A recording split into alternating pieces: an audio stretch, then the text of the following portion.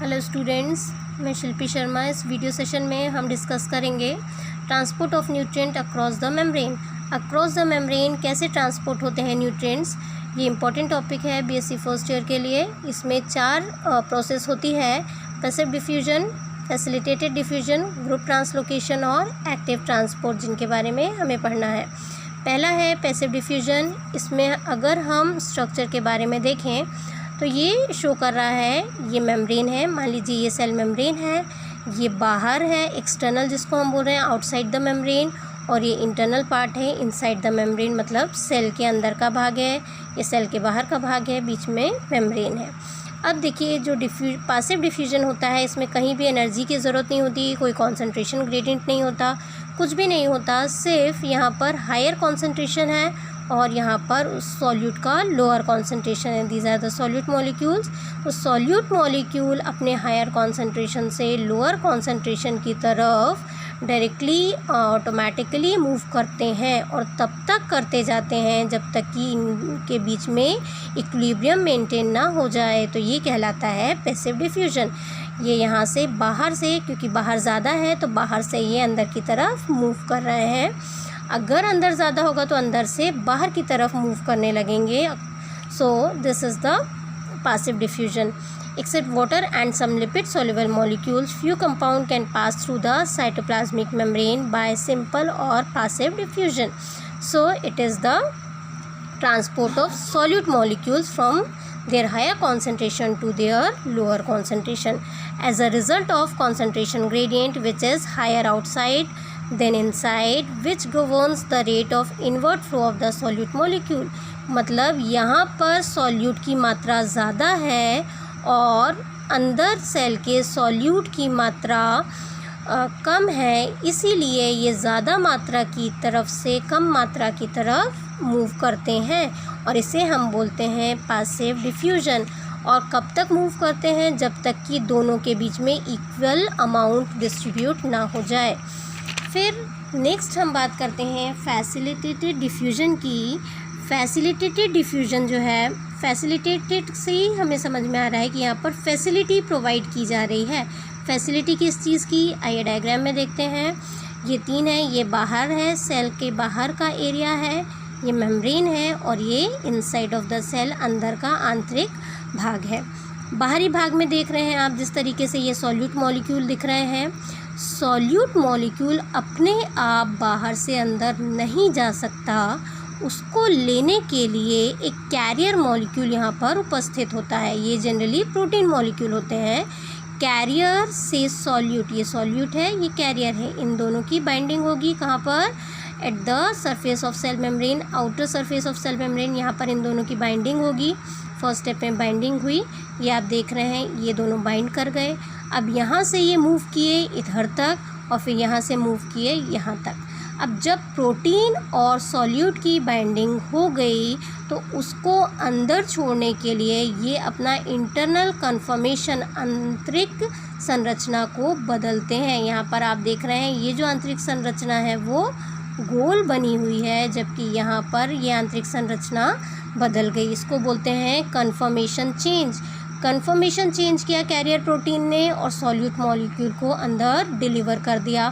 फिर वापस आया और फिर बैक आ गया फिर से अगेन दूसरी बाइंडिंग के लिए। तो इस तरीके से सॉल्यूट मॉलिक्यूल 1 बाय 1 सॉल्यूट को बाइंड करते हैं, कन्फर्मेशन चेंज करते हैं, डिलीवर करते हैं, और फिर वापस अपने कन्फर्मेशन में आ जाते हैं। स्टेप्स वाइज देखें तो जो फर्स्ट है, ये नंबर वाइज मैंने लिखा हुआ है इसमें। फर्स्ट में हो रही है binding of carrier with solute molecule, दोनों की बाइंडिंग हुई। फिर सेकंड में translocation of carrier solute complex, ये कॉम्प्लेक्स जो यहाँ बना उसका ट्रांसलोकेशन हुआ, मतलब इस जगह से वो इधर ट्रांसफ़र हुआ। थर्ड में चेंज इन कन्फर्मेशन, मतलब आंतरिक संरचना में बदलाव आया, और release of 1 solute molecule at a time, एक बार में केवल एक सॉल्यूट मॉलिक्यूल यहाँ पर रिलीज आउट हुआ। नेक्स्ट फिर वो वापस अपने कन्फर्मेशन में गया, ओरिजिनल कन्फर्मेशन प्राप्त किया और फिर से कैरियर सॉल्यूट कॉम्प्लेक्स बनाने के लिए यहाँ पर 6वें में वो आ गया। इस तरीके से जो डिफ्यूज़न होता है, देखिए क्योंकि हायर कॉन्सेंट्रेशन से लोअर में हो रहा है, सॉल्यूट मॉलिक्यूल का हो रहा है, इसलिए इट इज़ डिफ्यूज़न। और क्योंकि कैरियर मॉलिक्यूल की फैसिलिटी प्रोवाइड की जा रही है, इसलिए इसको बोला facilitated diffusion. So next category is group translocation. नाम से क्या समझ में आ रहा है? ग्रुप ट्रांसलोकेशन मतलब पूरे एक ग्रुप का ट्रांसलोकेशन हो रहा है। यहाँ पर अभी हम पहले जो बात कर रहे थे उसमें केवल एक एक सॉल्यूट मॉलिक्यूल एक बार में जाता था, पर यहाँ पर group of molecule will be translocated. तो इसका बेस्ट एग्जांपल शुगर में हम देखते हैं, जो शुगर का ट्रांसफ़र होता है सेल मेम्ब्रेन में। ये थोड़ा सा स्पेसिफिक है, इसको थोड़ा ध्यान से समझने की ज़रूरत है। ये बाहर का भाग है, ये मेम्ब्रेन है, मेम्ब्रेन की बाहरी परत, मेम्ब्रेन की आंतरिक परत, और ये सेल का आंतरिक भाग है। ये शुगर मॉलिक्यूल एंजाइम 2 से कंबाइन हुआ, अभी मैं इसको और अच्छे से समझाऊंगी। एंजाइम 2 से कंबाइन हुआ, ये देख रहे हैं कॉम्बिनेशन हुआ, फिर एंजाइम 2 ने शुगर मॉलिक्यूल को आंतरिक भाग में छोड़ दिया और वापस enzyme 2 as it is reversible आ गया। ये रिवर्सिबल बाइंडिंग थी। अब ये शुगर मॉलिक्यूल जो है वो HPR हीट जो प्रोटीन है उसके साथ कंबाइन कर रहा है। शुगर मॉलिक्यूल इनके साथ रिएक्ट कर रहा है और फिर शुगर फॉस्फेट का फॉर्मेशन करके HPR को रिलीज़ कर रहा है। ये HPR अगेन एंजाइम 1 और PEP फॉस्फेनॉल पाइरुवेट की प्रेजेंस में पाइरुवेट रिलीज़ करके heat stable protein, this is the heat stable protein और फॉस्फेट का कॉम्बिनेशन कर रहा है। So this is the group translocation. इसमें कहने का मतलब ये है कि बहुत सारी चीज़ें एंजाइमेटिकली ट्रांसफ़र हो रही हैं। So solute is altered chemically during the transport. सबसे इम्पॉर्टेंट फीचर इसका ये है कि जो सॉल्यूट हमको ट्रांसलोकेट करना है वो केमिकली उसमें बदलाव आ जाता है।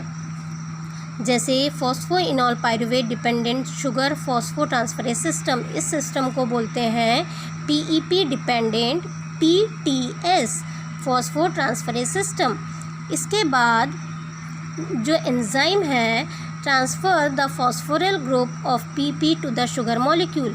ये अंदर की तरफ अगर हम देखें, this is the phosphoenol pyruvate, ये एंजाइम 1 है। ये क्या कर रहा है? इसका फॉस्फेट ग्रुप जो है वो हीट स्टेबल प्रोटीन को डोनेट कर रहा है और पाइरुवेट फ्री कर रहा है। ये रिएक्शन कुछ इस प्रकार हो रही है, PEP plus HPR enzyme 1 pyruvate और phospho HPR heat stable protein, ये इनसाइड हो रही है, सेल के अंदर ये रिएक्शन हो रही है।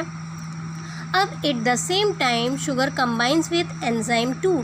उसी समय जब ये अंदर ये प्रोसेस हो रही थी, उसी समय सेल के बाहरी परत में एंजाइम 2 के साथ शुगर कंबाइन हो रही है, फिर एंड ट्रांसपोर्टेड इनसाइड, उसी टाइम पर वो इनसाइड उसका ट्रांसपोर्ट हो रहा है।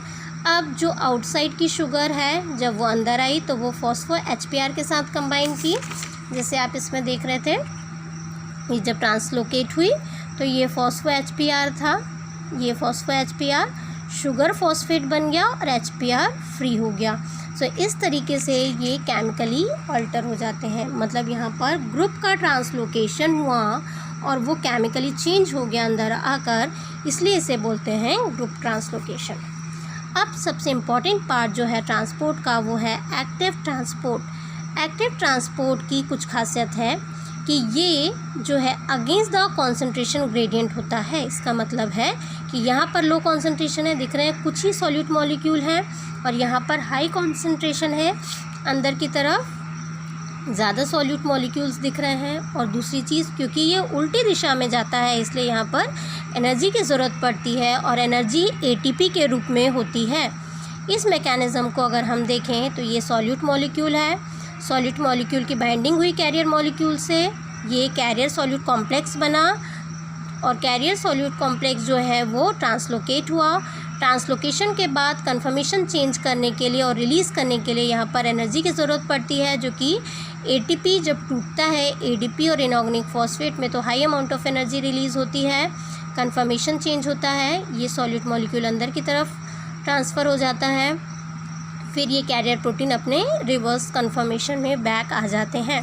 सो ये जो दिख रहा है ये सॉल्यूट है, ये कैरियर है, ये कैरियर सॉल्यूट कॉम्प्लेक्स है and this is the conformational change जो शो हो रहा है यहाँ पर। ये नेक्स्ट जो स्टेप्स हैं या मैकेनिज़्म है, सबसे फर्स्ट स्टेप में जो होता है वो binding of carrier solute complex to form carrier and solute to form carrier solute complex. दूसरे में ट्रांसलोकेशन होता है। तीसरी स्टेप सबसे इम्पॉर्टेंट है, इसमें एनर्जी मीडिएटेड कन्फर्मेशन चेंज होता है जहाँ पर एटीपी एडीपी और इनऑर्गेनिक फॉस्फेट में टूटता है और सॉल्यूट रिलीज़ होता है सेल के आंतरिक हिस्से में। फिर ये रिवर्स आ जाते हैं, रिसाइकल हो जाते हैं और इस प्रोसेस के द्वारा sugar, amino acid, peptide, nucleoside और आयंस का ट्रांसपोर्ट होता है। So this is the active transport. ये बहुत इंपॉर्टेंट है। अगर हम इसको फिर से देखें तो ये सॉल्यूट लोअर कॉन्सेंट्रेशन में है, यहाँ पर हाई है, इसको मूव करना है तो डेफिनेटली यहाँ पर एनर्जी की ज़रूरत पड़ेगी। So thank you.